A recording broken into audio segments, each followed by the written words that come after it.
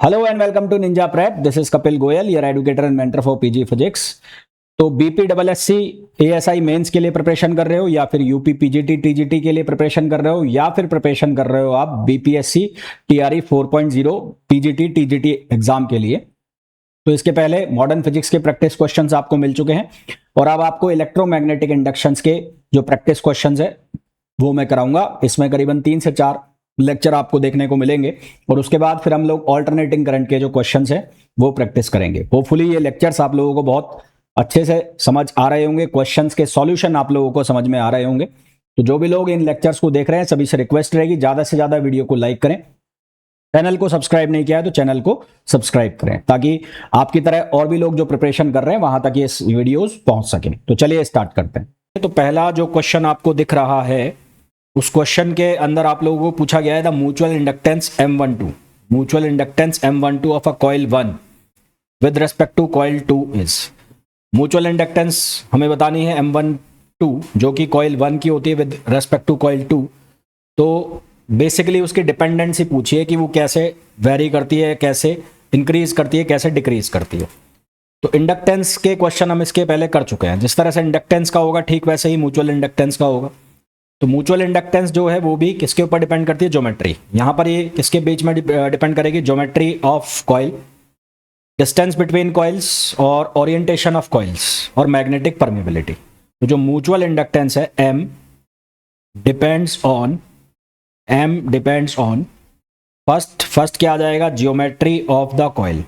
First आ जाएगा geometry of coil, first आ जाएगा ज्योमेट्री ऑफ कॉइल।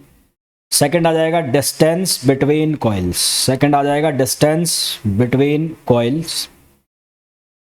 थर्ड आ जाएगा हमारे पास ओरिएंटेशन, थर्ड आ जाएगा ओरिएंटेशन ऑफ कॉइल्स। और फोर्थ आ जाएगा हमारे पास मैग्नेटिक परमिएबिलिटी। फोर्थ क्या आ जाएगा? Magnetic permeability.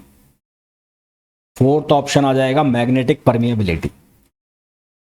तो पहला ऑप्शन है कि increases when they are brought close together. जब दोनों जो कॉइल्स हैं, दो कॉइल्स हैं, ये कॉइल है एक कॉइल है, इनके बीच का जब सेपरेशन कम होगा तो सेपरेशन डिक्रीज होगा। सेपरेशन यदि डिक्रीज होगा, सेपरेशन यदि डिक्रीज होता है तो उस केस में जो म्यूचुअल इंडक्टेंस है वो क्या करेगा? इंक्रीज करेगा।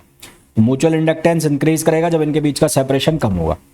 फिर दूसरा ऑप्शन लिखा है depends on the current passing through the coil. तो जो करंट पास हो रही है कॉइल से उसके ऊपर ये डिपेंड नहीं करेगा।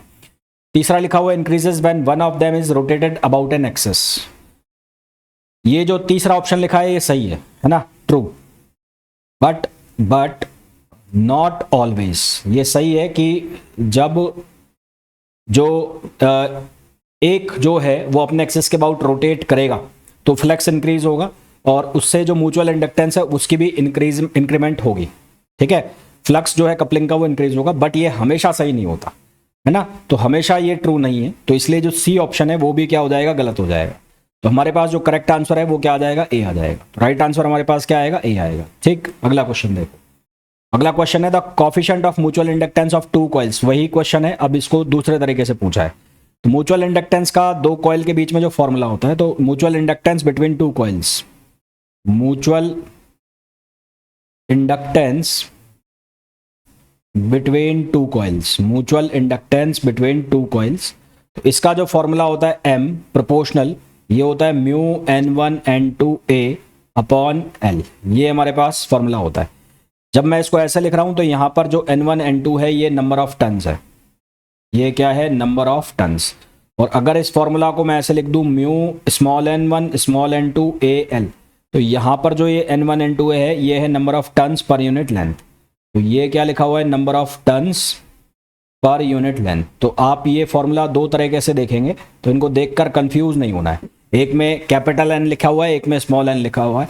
तो स्मॉल n वाले का मतलब है number of turns per unit length, और जो कैपिटल N वाला है उसका मतलब है नंबर ऑफ टन्स। तो यहां पर हमें पूछा है coefficient of mutual inductance of two coils depend on. तो पहला है इसमें मीडियम बिटवीन द कॉइल्स, बिल्कुल सही है। दूसरा है डिस्टेंस बिटवीन द कॉइल्स, तीसरा है ओरिएंटेशन, और चौथा है ऑल ऑफ दीज। तो हमारे पास जो आंसर आ जाएगा वो आ जाएगा ऑल ऑफ दीज। अगला क्वेश्चन है two circular coils can be arranged in any of three situation as shown in the figure, their mutual inductance will be. अब दो सर्कुलर कॉइल है, जिनको अरेंज किया गया है एनी ऑफ थ्री सिचुएशंस, जो तीन सिचुएशंस दिखाई गई है उनके accordingly, according to the figure the mutual inductance will be, तो इनके बीच की जो म्यूचुअल इंडक्टेंस है वो हमें बतानी है। तो पहला वाला जो है इसमें दोनों एक दूसरे के क्या है, पैरेलल है और एक दूसरे के ऊपर डायरेक्टली ऊपर है। तो जब म्यूचुअल इंडक्टेंस की मैक्सिमम वैल्यू हमें निकालनी हो, तो मैक्सिमम वैल्यू कब आती है, जब जो दो कॉइल है वो एक्सियल हो, एक दो उनका प्लेन एक दूसरे के पैरेलल हो और एक डायरेक्टली दूसरे के ऊपर हो। तो mutual inductance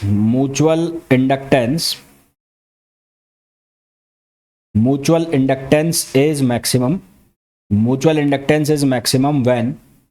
when phi of one coil, phi मतलब flux, one coil links with phi of one coil links with the other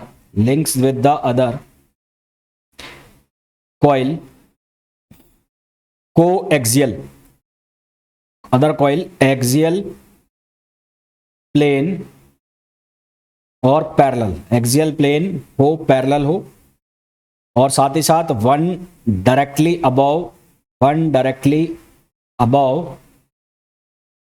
of the other.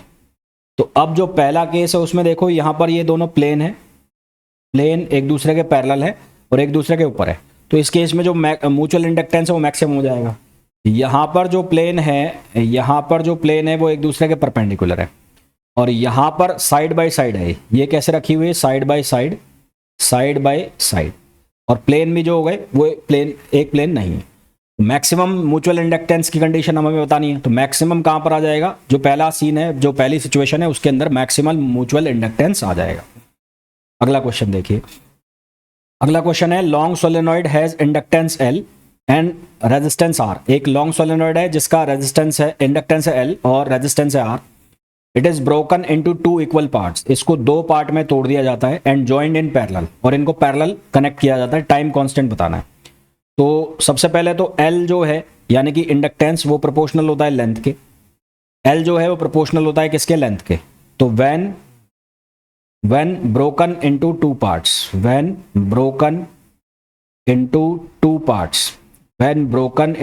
Parts, जब इसको दो पार्ट्स में तोड़ दिया जाता है तो उस केस में क्या होगा, L1 बराबर हो जाएगा L/2 के, और सिमिलरली L2 बराबर हो जाएगा L/2 के, और इनको पैरेलली कनेक्ट किया जाता है। तो कनेक्टेड पैरेलली,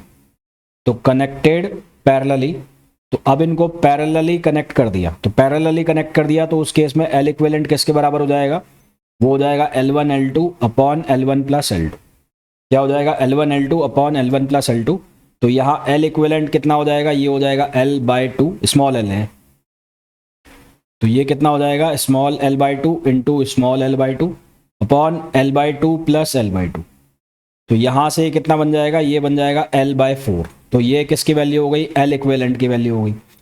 फिर हमें यहाँ पर बोला है कि रेजिस्टेंस जो है वो भी ब्रेक होगा, तो रेजिस्टेंस कितना हो जाएगा, तो R1 जो है उसकी वैल्यू हो गई R/2, सिमिलरली R2 जो है उसकी वैल्यू हो गई R/2। तो R इक्विवेलेंट जब इनको पैरेलल में कनेक्ट करेंगे तो वो R/2 into R/2 upon R/2 plus R/2 ये बन जाएगा। तो यहाँ से हमारे पास ये वैल्यू भी कितनी आ जाएगी, R/4। कितनी आ जाएगी, R/4। तो टाइम कांस्टेंट जो होता है, टाइम कांस्टेंट उसको लिखते हैं टाउ से, और जो टाइम कांस्टेंट है वो किसके इक्वल होता है, L equivalent upon R equivalent, तो L इक्विवेलेंट की वैल्यू कितनी आएगी, L/4, और R इक्विवेलेंट की वैल्यू आएगी R/4। तो यहां से जब इसको सिंप्लीफाई करेंगे तो ये कितना हो जाएगा, L/R, कितना हो जाएगा, L/R। तो हमारे पास जो आंसर आ जाएगा क्या आ जाएगा, C आ जाएगा। ठीक है, आंसर हमारे पास क्या आ जाएगा, C आ जाएगा, C। नेक्स्ट क्वेश्चन देखिए, नेक्स्ट क्वेश्चन है कि two coils A and B are separated by a certain distance. दो कॉइल्स है A और B, उनको एक सर्टेन डिस्टेंस, फिक्स डिस्टेंस से उनको सेपरेट कर रखा है। एक के अंदर करंट फ्लो हो रही है 4 एम्पियर की, और उसका जो मैग्नेटिक फ्लक्स है वो है 10⁻³ वेबर। तो if a current of 4 ampere flow through A, magnetic flux B के अंदर जो मैग्नेटिक फ्लक्स है वो आ जाता है 10⁻³ वेबर। और if no current passes through A and current of 2 ampere passes through B, तो ए से लिंक जो फ्लक्स है वो हमें बताना है। तो सबसे पहले जो म्यूचुअल इंडक्टेंस है उसमें क्या होगा, फ्लक्स आया बी में और करंट फ्लो होगी ए में, यही तो होता है म्यूचुअल इंडक्टेंस में। जो दूसरी कॉइल है उसमें फ्लक्स आता है और जो पहली वाली कॉइल है उसके अंदर करंट फ्लो होती है। तो यहाँ से हम निकाल लेंगे म्यूचुअल इंडक्टेंस। तो म्यूचुअल इंडक्टेंस निकालेंगे तो 5b की वैल्यू दे रखी है 10⁻³ और करंट की जो वैल्यू है वो हमें दी हुई है 4 एम्पियर। तो यहाँ से ये वैल्यू आ जाएगी 2.5 इंटू 10⁻⁻4। ये म्यूचुअल इंडक्टेंस की वैल्यू हमारे पास आ गई। अब हमें निकालना है ए के अंदर फ्लक्स, तो 5a ये बराबर हो जाएगा m इंटू आई बी। इसके बराबर हो जाएगा m इंटू आई बी। तो m की वैल्यू हमने निकाल ली है, कितनी आ गई 2.5 इंटू 10⁻⁻4 और आई बी यानी कि जो करंट है, तो करंट की वैल्यू कितनी हो गई 2। तो यहाँ से इसको सिंप्लीफाई करेंगे तो ये आ जाएगा 5 इंटू 10⁻⁻4। तो हमारे पास जो राइट आंसर आ जाएगा वो आ जाएगा 5 इंटू 10⁻⁻4 वेबर, जो कि ऑप्शन हो जाएगा सी। अगला देखो, अगला क्वेश्चन है pair of adjacent coils has a mutual inductance of 2.5 henry. तो म्यूचुअल इंडक्टेंस जो है वो गिवन है 2.5 henry. If the current in one coil changes from 0 to 40 ampere in 0.8 seconds, तो di/dt इसकी वैल्यू कितनी है 40 माइनस 0 और कितने सेकंड में 0.8 में। तो यहाँ से हो जाएगा 400/8, तो ये हो जाएगा 50। तो ये di/dt की वैल्यू आ गई। Then the flux change in flux linked with the other coil is, change in flux बताना है हमें। तो EMF जो होगा हमारे पास उसको हम कैसे लिख सकते हैं mdi/dt। mdi/dt तो ये d∅/dt के बराबर भी बनेगा। तो यहाँ से d∅ जो है वो किसके इक्वल हो जाएगा mdi। d∅ किसके बराबर हो जाएगा mdi। तो m की वैल्यू कितनी हो गई 2.5 और di की वैल्यू आप ये लिख दो ऊपर वाली, यानी कि 40 माइनस 0। तो यहाँ से कितना हो जाएगा 40 दूनी 80 और 4 5 20, तो ये आंसर आ जाएगा 100 वेबर। तो आंसर हमारे पास आ जाएगा 100 वेबर विच इज ऑप्शन कौन सा ए। तो हमारे पास जो सही आंसर है वो कौन सा आ जाएगा ए आ जाएगा। अगला क्वेश्चन देखो, if the number of turns in primary and secondary coil is increased in 2 times each the mutual inductance. तो हमारे पास जो म्यूचुअल इंडक्टेंस का फॉर्मूला है वो होता है μ0 n1 n2a/L। ये म्यूचुअल इंडक्टेंस का फॉर्मूला है। हमें बोला है प्राइमरी और सेकेंडरी कॉइल में number of turns 2 times increase हो जाता है। तो ये m1 हो गया, m प्राइम की वैल्यू μ0, ये हो जाएगा 2n1 और ये हो जाएगा 2n2 और इंटू a/L। तो यहाँ से हमारे पास बनेगा 4 μ0 n1 n2a/L, ये बन गया। तो m प्राइम अपॉन m निकाल लेते हैं हम। तो हम निकालेंगे m प्राइम अपॉन m, तो यहाँ से कितना आंसर आ जाएगा 4। तो सीधा सीधा गणित है यहाँ पर, तो बहुत ज़्यादा दिमाग लगाना नहीं है। तो कितने टाइम्स हो जाएगा म्यूचुअल इंडक्टेंस 4 टाइम्स हो जाएगा। तो सही आंसर हमारे पास क्या आ जाएगा ए आ जाएगा। अगला क्वेश्चन देखिए, अगला क्वेश्चन जो है उसमें बोला गया है a short solenoid of radius A, number of turns per unit length n1, number of turns दिए हुए ध्यान रखना है यहाँ पर, and length l is kept coaxial inside a very long solenoid of radius b। Length l, short जो solenoid है उसकी लेंथ है l और उसको एक बड़ी जो सोलेनॉइड है उसके अंदर कोएक्सियली बंद रखा जाता है और उसकी जो रेडियस है वो b है। उसके number of turns per unit length है n2। What is the mutual inductance of the system? What is the mutual inductance of the system? तो म्यूचुअल इंडक्टेंस जो होगा दो कॉइल के लिए, वो म्यूचुअल इंडक्टेंस क्या होता है m1 m2 equals to μ0 n1 n2, number of turns में जब दे रखा हो μ0 n1 n2 और इनटू कितना आ जाएगा al, μ0 n1 n2 into al, ये आ जाएगा ना। दो कॉइल के बीच में जो म्यूचुअल इंडक्टेंस है वो कितना होता है μ0 n1 n2 al, है ना, μ0 n1 n2 al। जब स्मॉल में बात कर रहे हो तो μ0 n1 n2 al। ए कौन सा लेना है, मेन बात ये है। तो ए कौन सा लेना है जो कॉमन एरिया हो। तो ए जो हमें लेना है वो कौन सा लेना है कॉमन एरिया, जो दोनों का एरिया जो है वो कवर हो रहा हो। तो कॉमन एरिया कौन सा हो गया, वो हो गया शॉर्ट का πa²। कॉमन एरिया कौन सा हो गया, जो शॉर्ट हमारे पास सोलेनॉइड होगी उसका एरिया लेना है। तो यहाँ पर एरिया की वैल्यू कितनी रख देंगे πa²। तो म्यूचुअल इंडक्टेंस हमारे पास कितना आ जाएगा μ0 n1 n2 πa²L, μ0 n1 n2 πa²L। तो सही आंसर हमारे पास कौन सा आ जाएगा, सी आ जाएगा ना। तो ये जब छोटे छोटे फॉर्मूला याद रखोगे तो ये बड़े बड़े जो क्वेश्चन है चुटकियों में हो जाएंगे। अगला क्वेश्चन सेम क्वेश्चन है, यहाँ पर वैल्यू डाल के आंसर निकालना है। तो 2 मीटर की सोलेनॉइड है, तो लेंथ जो है वो 2 मीटर है।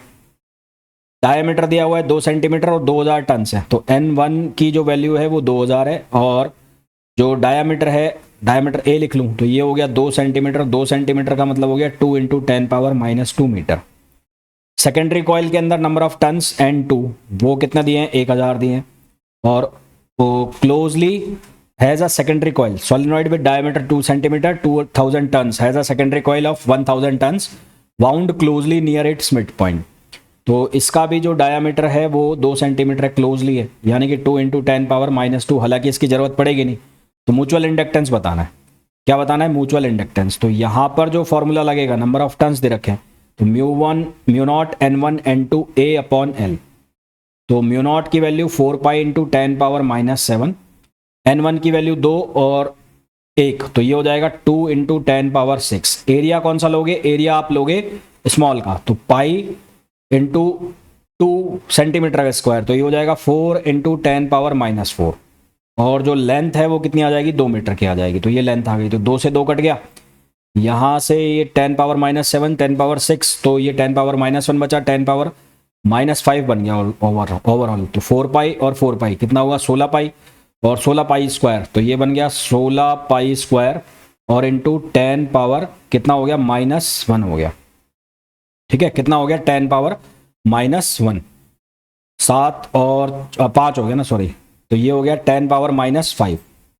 16 पाई स्क्वायर को जब हम सॉल्व करेंगे तो हमारे पास जो आंसर आएगा, मैं कर लेता हूँ, पाई स्क्वायर तो 3.14 इंटू 3.14 को मल्टीप्लाई करेंगे 16 से, तो ये आया 1.5। कहीं पे गड़बड़ हो रही है क्या,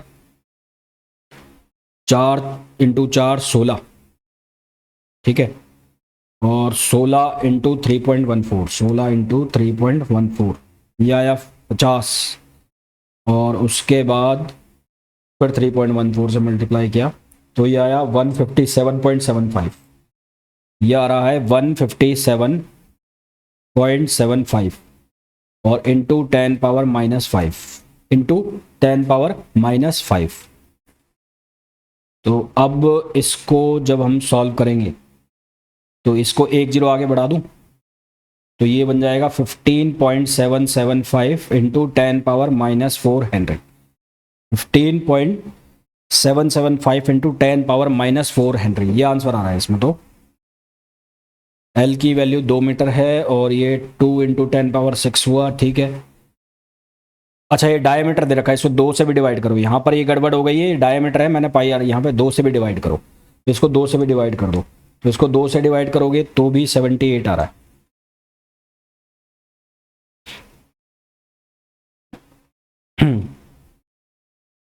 नहीं नहीं नहीं, ठीक है ठीक है ठीक है ठीक है, यहाँ डायमीटर का स्क्वायर कर दिया ना, तो ये डायमीटर को रेडियस लेना है। यहाँ डायमीटर को आप रेडियस ले लो, तो डायमीटर को रेडियस लोगे तो 1 सेंटीमीटर हो जाएगा, तो ये 1 हो गया ना, हाँ ठीक है, ये 1 हो गया।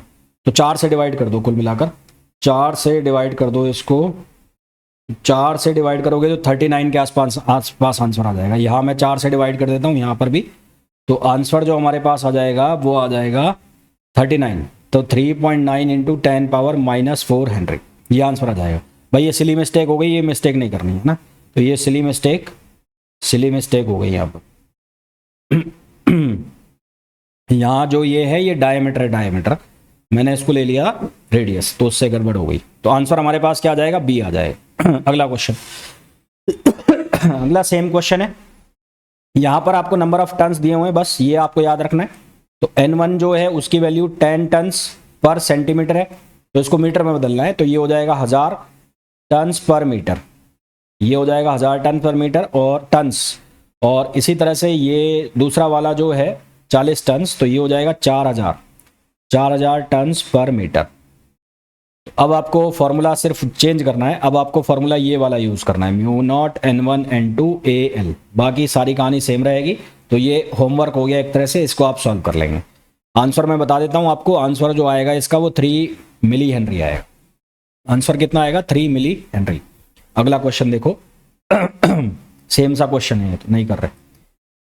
नेक्स्ट क्वेश्चन में बोला गया है 2 conducting circular loop of radii R1 and R2 are placed in the same plane with their centers coinciding R1 greater than R2। Circular loop है, R1 और R2, तो अगर ये R1 रेडियस का हो गया तो इसके अंदर फंसा हुआ है R2 रेडियस का, तो ये इसके अंदर आ गया R2 रेडियस, तो ये R2 और ये R1। The mutual inductance between them will be directly proportional to, इनके बीच की जो म्यूचुअल इंडक्टेंस है वो किसके प्रोपोर्शनल होगी हमें बताना है। तो सबसे पहले जो हमारे पास दो सर्कुलर लूप है उनके लिए हम मैग्नेटिक फील्ड निकाल लेंगे। तो मैग्नेटिक फील्ड ड्यू टू 1, तो magnetic field due to 1, magnetic field due to coil 1, तो कॉइल 1 की वजह से जो मैग्नेटिक फील्ड आएगा mu naught I1 upon 2R1, ये मैग्नेटिक फील्ड आ गया।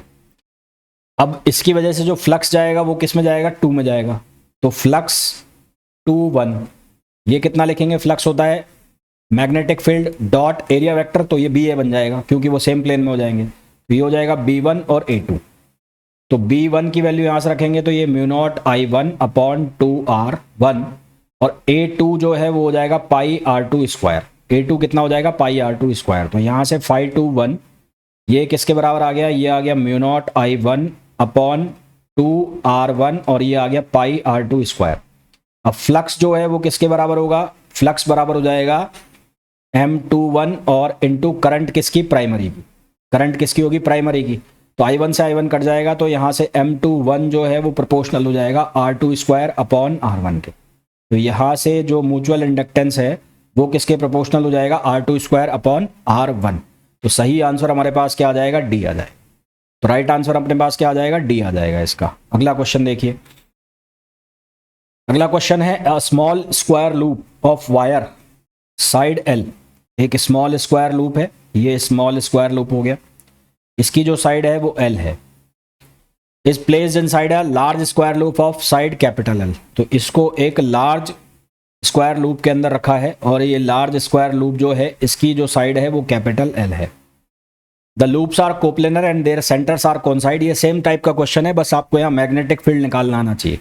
तो मैग्नेटिक फील्ड फॉर स्क्वायर, तो स्क्वायर के लिए जो मैग्नेटिक फील्ड है वो आपको निकालना आना चाहिए, वो 4 टाइम्स कर दो into mu naught I upon 4 pi R वाला फॉर्मूला है ना, mu naught I upon 4 pi L, यानी कि ये परपेंडिकुलर डिस्टेंस, तो ये परपेंडिकुलर डिस्टेंस L/2 हो जाएगी, तो 4 पाई L/2, और फिर यहाँ पर साइन, ये जो एंगल बनेगा ये वाला 45 डिग्री का, तो ये दोनों एंगल जो है वो 45 के हो जाएंगे, तो sine 45 degree plus sine 45 degree, ये फॉर्मूला आपको पता होना चाहिए। मैग्नेटिक फील्ड में हम पढ़ते हैं जब मैग्नेटिक इफेक्ट ऑफ करंट हम पढ़ते हैं, तो हमारे पास जो आंसर आ जाएगा वो आ जाएगा 4 इंटू, यहाँ से ये म्यू नॉट 2 टाइम्स कैंसिल हो जाएगा, तो ये बनेगा mu naught I upon 2 pi L, और ये हो जाएगा 2 साइन, तो ये हो जाएगा 2 अपॉन √2, तो 2 से 2 कैंसिल हो जाएगा, ये एल है भाई।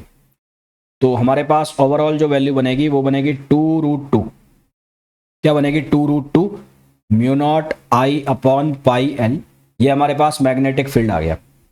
अब ये जो मैग्नेटिक फील्ड है जो 2 है उससे लिंक्ड होगा, तो φ2 इक्वल्स टू M21 और इंटू I1 इक्वल्स टू, ये किसके बराबर हो जाएगा, ये बराबर हो जाएगा B1 और A2, तो M21, यहाँ से अब करंट से करंट तो जो है वो कैंसिल हो जाएगी जैसे पिछले वाले केस में हुई थी, तो ये लिखा जाएगा M21 इंटू I1, B1 जो है उसकी वैल्यू 2√2 म्यू नॉट I1 लिख दो इसको भी, और अपॉन पाई एल, और एरिया जो हो जाएगा छोटे वाले लूप का वो हो जाएगा L स्क्वायर, क्योंकि स्क्वायर है, तो I1 से I1 हो गया कैंसिल, तो हमारे पास जो म्यूचुअल इंडक्टेंस आएगा M21 वो क्या आएगा, वो आएगा 2√2 mu naught L square upon pi L, 2√2 mu naught L square upon pi L, ये आंसर आ जाएगा। तो mu naught 2√2 mu naught L square upon pi L which is option A.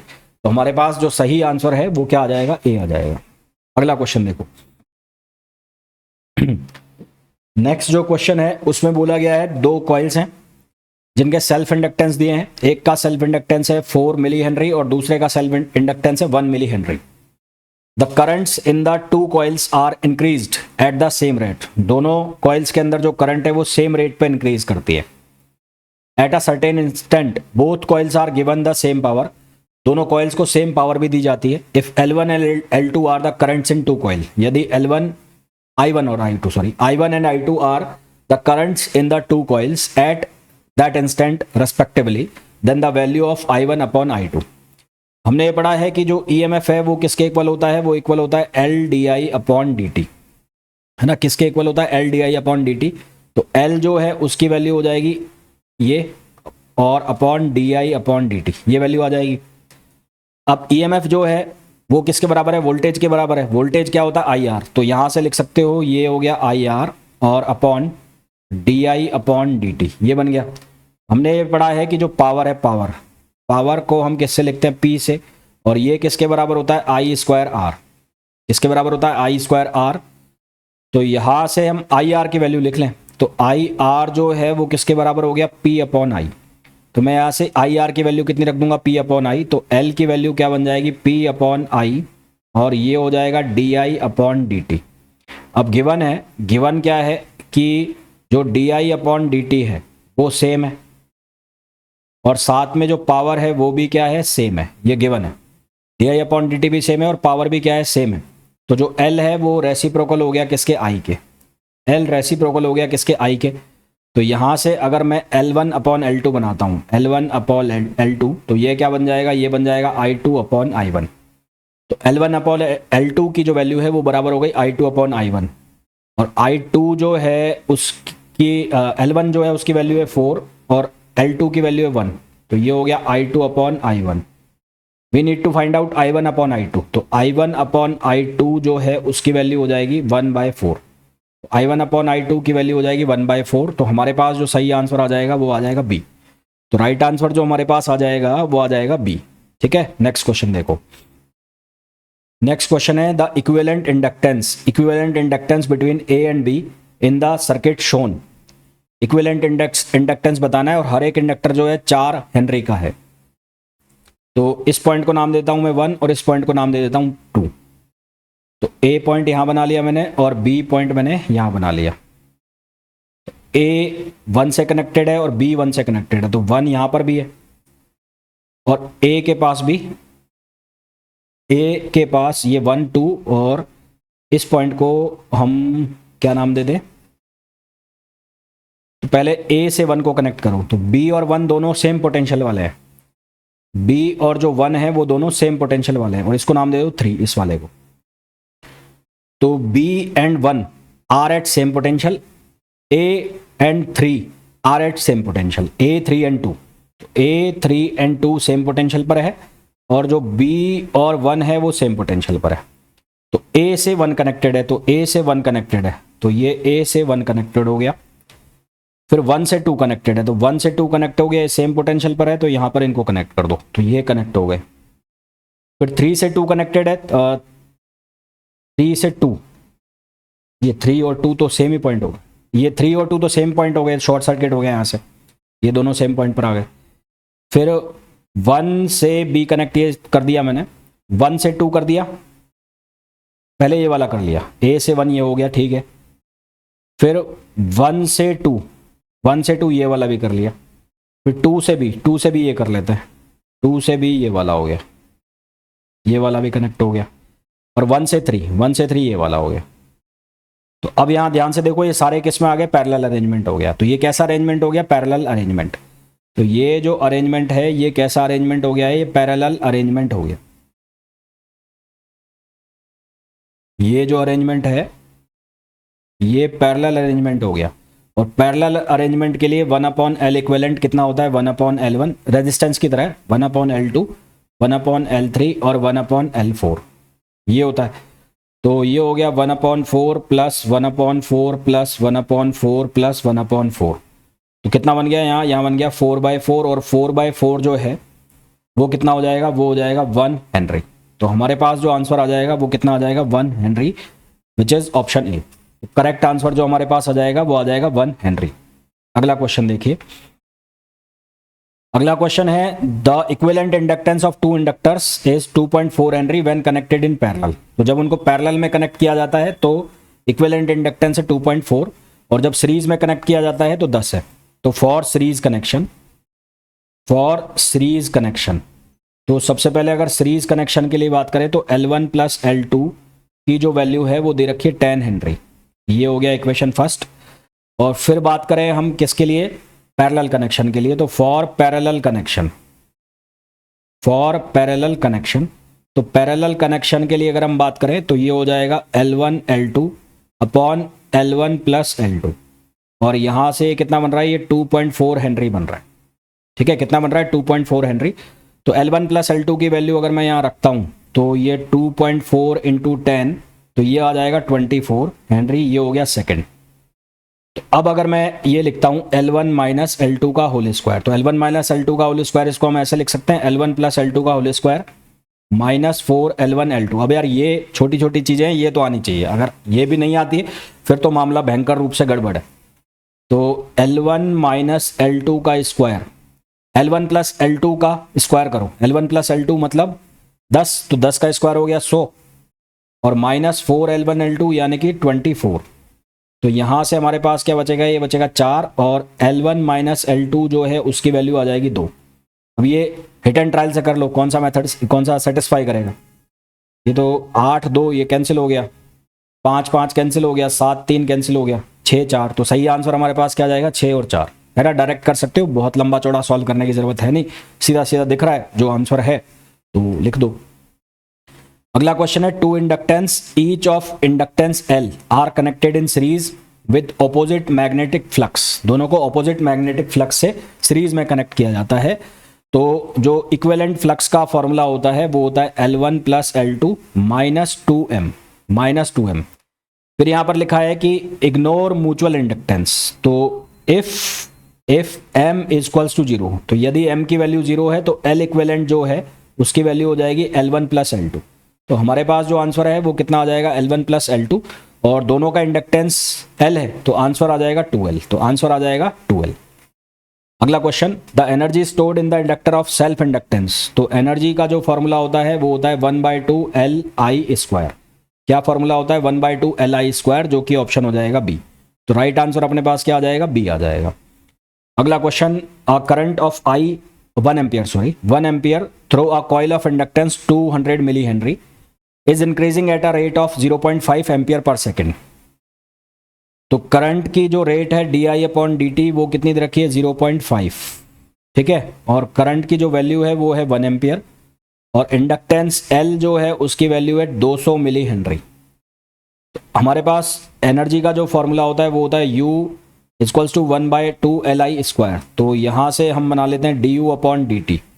तो ये du/dt किसके बराबर हो जाएगा, 1/2 L, और ये हो जाएगा 2I di/dt, 2I di/dt। तो 2 से 2 कैंसिल हो गया, तो du/dt जो है उसकी वैल्यू कितनी बनेगी, वो बनेगी Li, और ये हो जाएगा di/dt, Li di/dt। तो di/dt की वैल्यू हमारे पास ऑलरेडी है, कितनी है, 0.5, और L की वैल्यू कितनी है, 200 मिली हेनरी। तो 200 इंटू 10⁻³ मिली का, और करंट हो गई 1 एम्पियर की, और di/dt की वैल्यू अपने पास है 0.5। तो यहां से इसको सॉल्व करेंगे तो ये बनेगा 5 इंटू 2 10, तो ये बनेगा 1 0 यहां से हटा लो, 10 10⁻⁻⁴, तो ये बनेगा 1000 इंटू 10⁻⁻⁴, और इसको सिंप्लीफाई करेंगे तो 0.1 आंसर आ जाएगा। तो हमारे पास जो एनर्जी आ जाएगी 0.1 जूल पर सेकेंड आंसर आ जाएगा। नेक्स्ट क्वेश्चन में बोला है, by a change of current from 5 ampere to 10 ampere in 0.1 second the self induced EMF is 10 volt. जब करंट को इतने से चेंज करते हैं तो सेल्फ इंड्यूस्ड ईएमएफ जो है वो 10 वोल्ट हो जाता है। तो change in energy of magnetic field बताना है। तो ईएमएफ का जो फॉर्मूला होता है वो होता है LDI/dt। L लिख सकते हो आप ईएमएफ, और ये हो जाएगा dt/di, dt/di ईएमएफ, और ये हो जाएगा dt/di। तो ईएमएफ जो है वो हो गया 10, और टाइम कितना है, टाइम है 0.1, और करंट कितना चेंज हो रहा है, 10 5 से 10 यानी कि कितना हो गया, 5 ही हो गया। तो ये आ गया हमारे पास 0.2। तो जो इंडक्टेंस है उसकी वैल्यू आ जाएगी 0.2। अब U1 और U2, तो U1 को मैं लिखूं 1/2 Li1 स्क्वायर, और U2 को मैं लिखूं 1/2 Li2 स्क्वायर। तो चेंज इन एनर्जी ये कितना लिखा जाएगा, ये लिखा जाएगा U2 माइनस U1, तो कॉमन आ गया 1/2 L, और यहां से हो जाएगा ये कितना, ये हो जाएगा I2 स्क्वायर और माइनस I1 स्क्वायर, यही लिखा जाएगा। यहां से ये क्या लिखा जाएगा, I2 square minus I1 square, है ना, ये लिखा जाएगा I2 स्क्वायर और माइनस I1 स्क्वायर, ऐसा लिखा जाएगा।